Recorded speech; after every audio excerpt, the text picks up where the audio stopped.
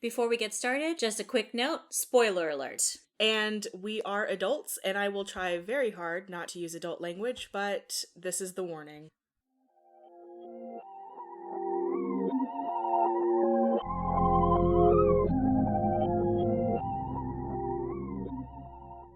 Hello and welcome to Fright Bites. My name is Jennifer.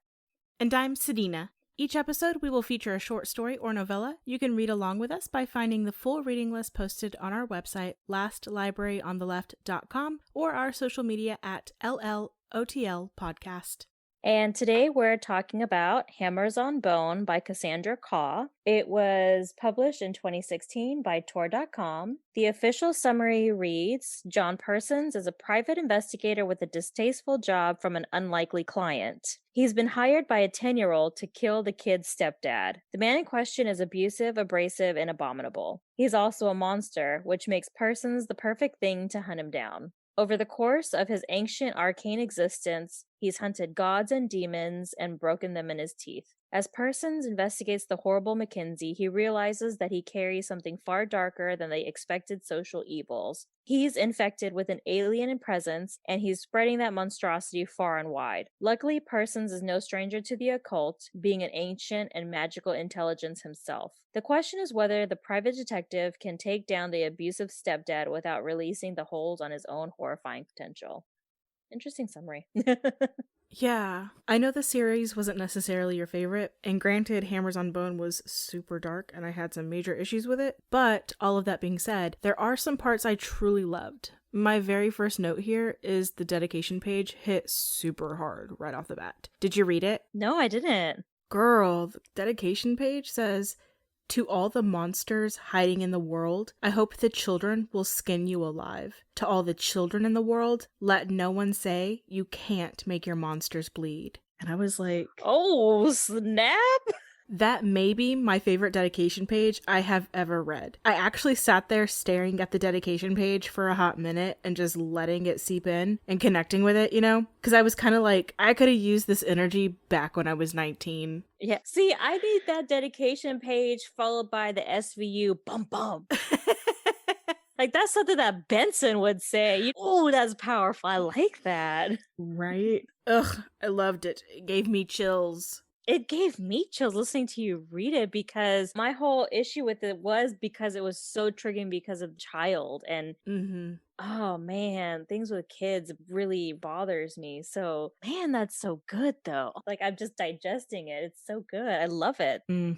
I think that dedication helped me frame the whole book because I struggled a lot with the ending, but I think it was a good struggle because of the dedication. I mean, now I kind of wish that I would have read the dedication, but I always just bypass those and I just go straight into the book, especially with these because we're reading so many. But yeah, I don't know if it would have helped me though. I gotta say, I don't normally read dedication pages, just like I don't normally read summaries, but I read this one because I was flipping through the pages and I noticed the dedication itself was really long, like a quote, and I thought maybe it was setting up a mood or something. Yeah. So since that's what I was expecting, I read it and yeah, it definitely set a mood. So I just sat there staring at the book.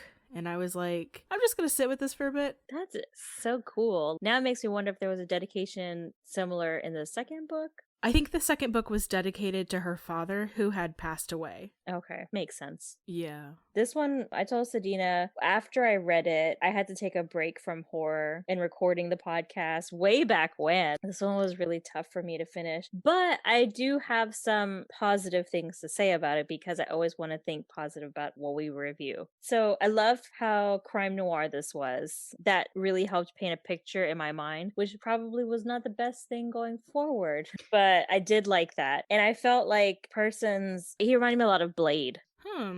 Blade, but with gumshoe lingo. So I tried to use those as I was going through, but it did not help. This was a hard one for me. His name, though, cracks me up because for an entity trying to fake it as a human in the real world, and they're like, what's a good people name? Persons, because I'm a Persons now. I'm a Persons.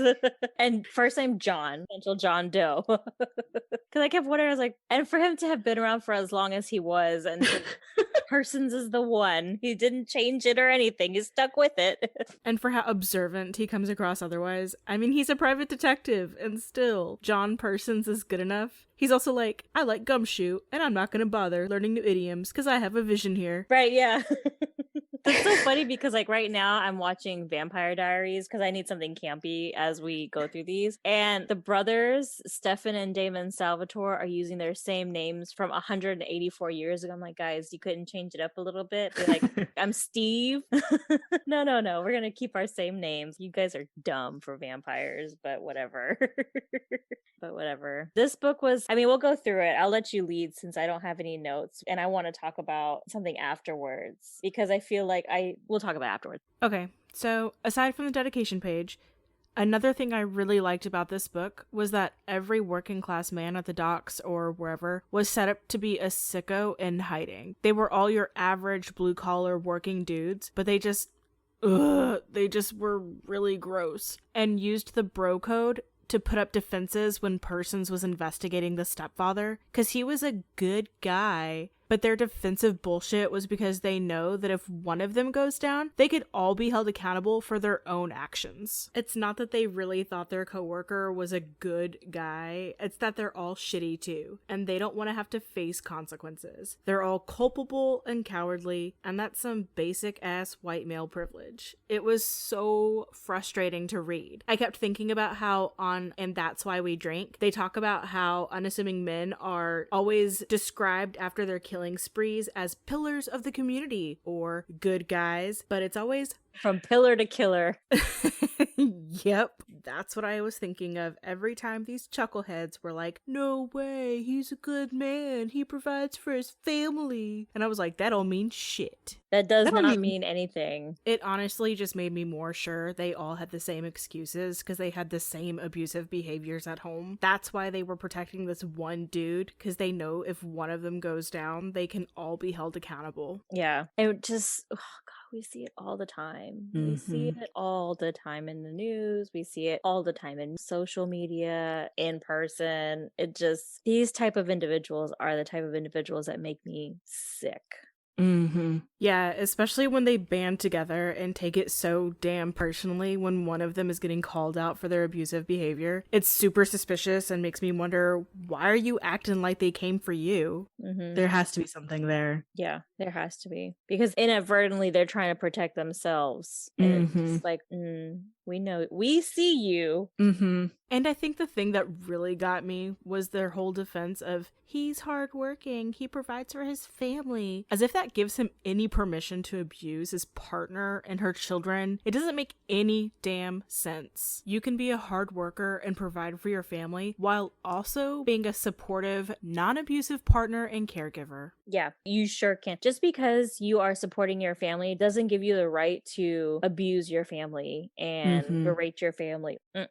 Yeah, and they're not your property to abuse anyway. They're human beings. I had a lot of problems with this guy. And this is the thing too. The way that they defended him made it sound like they knew he was a shitty person before the goopy gross thing took him over. It's just so stupid. That mindset of, oh, but he was a good person. He would never. He works hard and he deserves to act however he wants after a hard day. Nah, man, that's not how that works. I work hard, but I work in a library. Okay, but we still work hard. It's not manual labor, but we work very hard, and I don't come home and be a dick.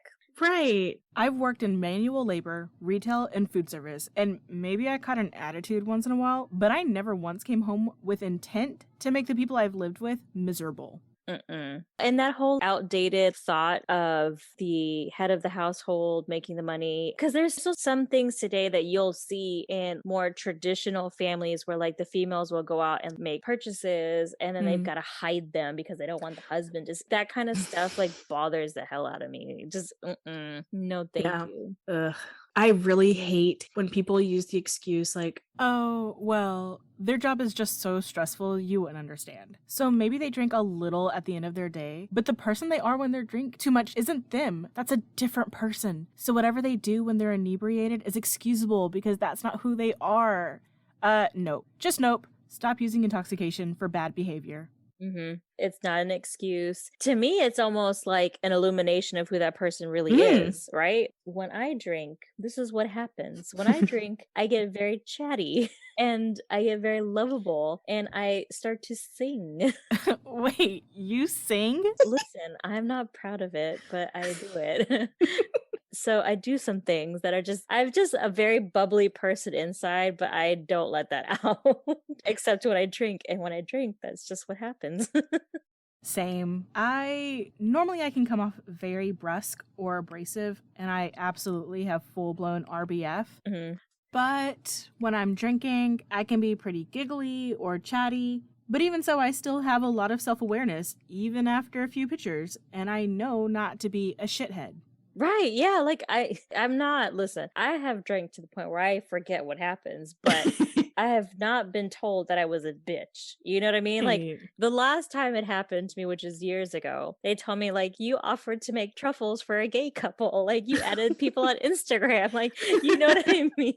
Like, I'm not a bad person when I drink because I'm still a good person and I know you should treat people with respect. That a whole excuse, I don't believe it. I don't buy into it. Yeah. That's who you are as a person. And the alcohol just helped you be who you truly are. Mm-hmm. Gross. So out of the notes that I have, that's actually a pretty long rant on just the one note and me going off on a soapbox. So my next notes are just observations on the stepfather. Mm-hmm. And I noticed that before he was officially revealed to be consumed by the goopy, gooey thing, the way he talked was stuttering and his words sounded bitten off as if he was having trouble speaking. Yeah. Ugh. I also have a note on him that just says, ugh, gross. Because he was saying that he thinks the children are pretty and he would hate to have to share them. And I was like, okay. I was at my desk and I put the book down and I pushed away from it. And I was like, if this is where we're going with this, then I need to take a breather. Yeah. This was a really dark series for me. I'm trying to think of the other ones that we had. Like, I mean, Molly was dark, but It was all body gore, though. yeah, Molly was so beautifully done. Silver wasn't that bad because we have 3 duos. This one, Mhm. Silver, and then Molly. This one has to be the darkest of them all. Yeah, this one was particularly dark for us because we shared the child trigger, and I know that it's horror, and when you take in the dedication page, it seemed she wanted to take us to a dark end of that trigger, but Yeah. coming from a personal background where I've witnessed that dark end, I don't, just as someone who also works with children, I can never understand this mindset that justifies the abuse of children. Yeah. It just doesn't make sense. I don't It get doesn't it. make sense. I was telling one of my coworkers about this book, and I was like, "Ugh, I do the thing. You can read it if you want." But I brought up the topic of children and how that's a huge trigger for me just because I have my own child and because there are lines of child abuse in my family, not immediate, but that I have witnessed. Mhm. And so it's a huge trigger because growing up, we talked about this off air with the whole multi-generational family thing and the trauma response to just kind of blend in. And Mhm. so for us, it was always, I was taught early on, like, you don't say anything. You just, you stay quiet. If you see something, be quiet because you don't want to be injured yourself and you don't want to get in trouble. You know what I mean? Like, use it as a defense mechanism and you need to stay quiet. So now as a grown woman, I realized that that was a trauma response from my mom. So I'm in no way like blaming her, but it also has me fighting these instincts because I have to speak out for these children. I have to like be that person because they don't have anyone. So I think with this, I'm still confronting all of that psychology in my mind. And so that's why it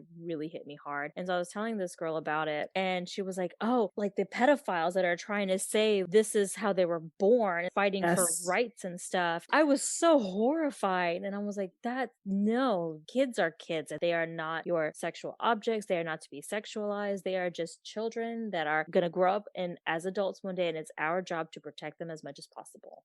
Yeah, it's our job to support them and help guide them when they need it on their path to adulthood without, 1, passing on our own trauma, and 2, without intentionally creating new trauma they have to carry with them. Yeah. One note I have that will provide some levity before we get back to all the trauma is Khaw mentioned one of my favorite dishes, which is Bubble and Squeak. So I read over that and I was like, I don't know what that is, and just kept reading.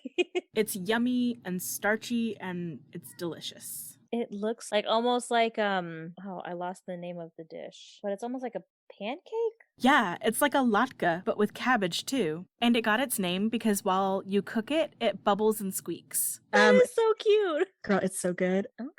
Yes, we will have to try it. And I see that it's sometimes served with baked beans. I love baked beans. Super yummy. So there's some levity, some starchy carbs to get that serotonin flowing, and I hope y'all enjoyed it while it lasted, because now we have to get back to the darkness.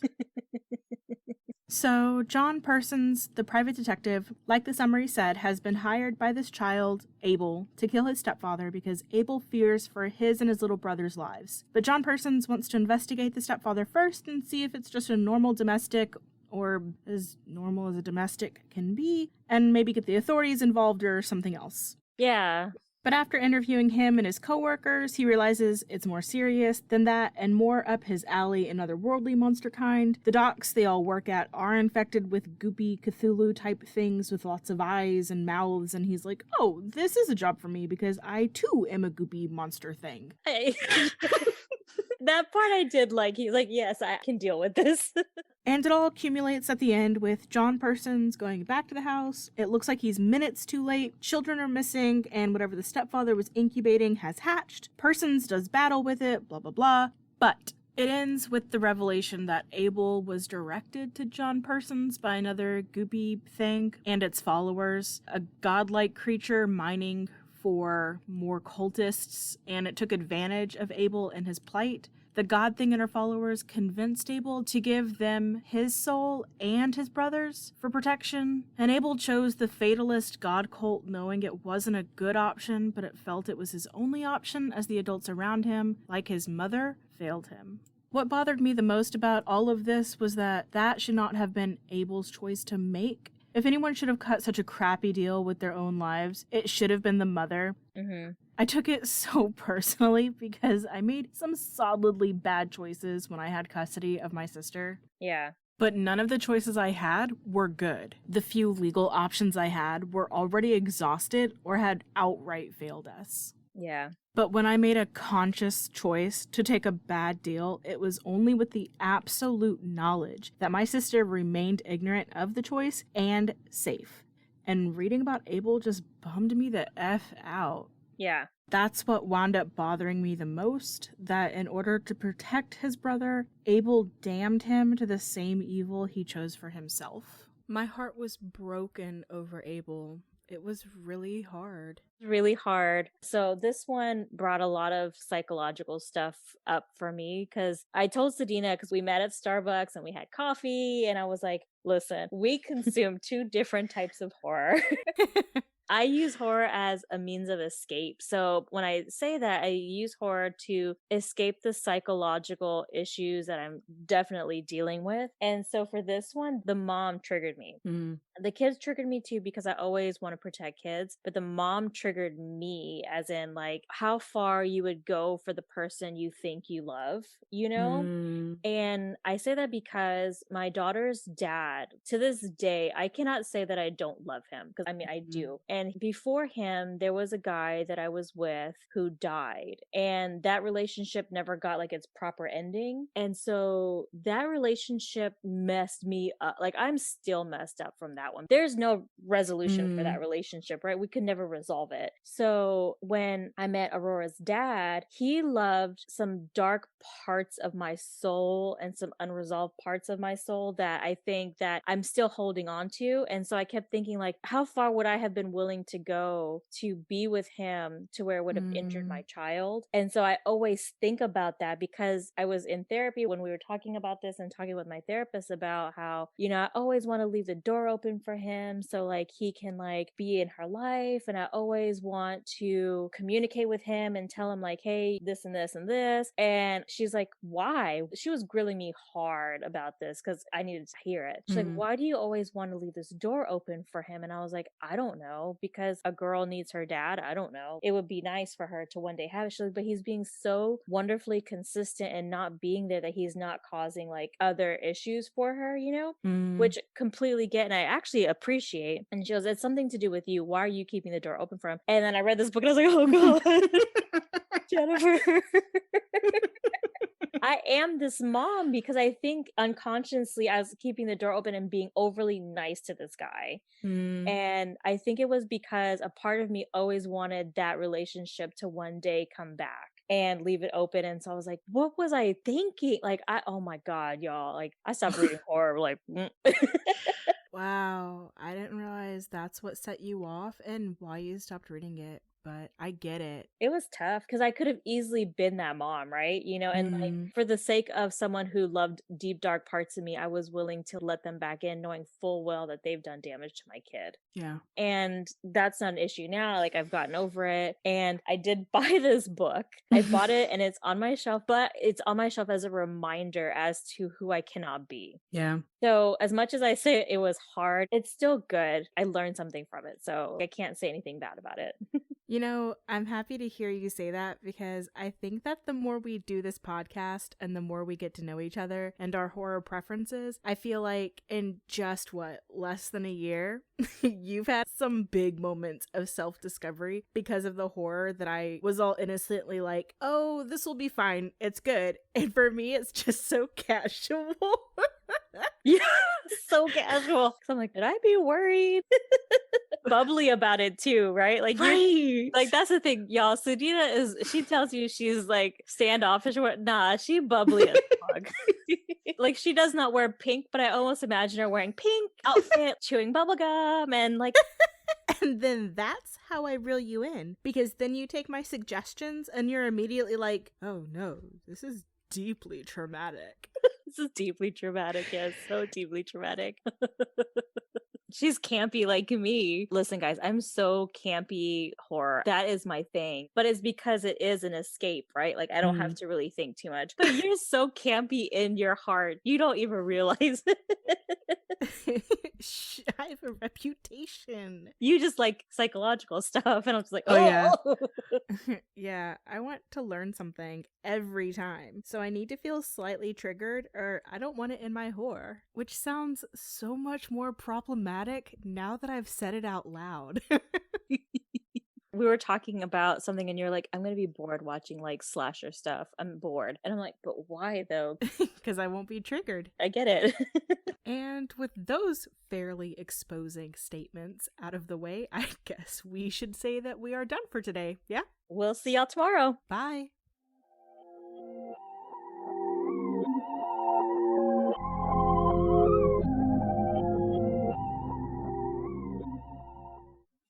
If you liked listening to us ramble on about horror, subscribe to our podcast and tell your friends. And if you would like to follow us on social media, you can find us on Instagram or Facebook at LLOTL Podcast. Check out our website by going to lastlibraryontheleft.com. Be sure to visit our About Us page to discover our 2 truths and a lie. Or, if you'd like to send us an email, you can reach us at somethingwicked@lastlibraryontheleft.com.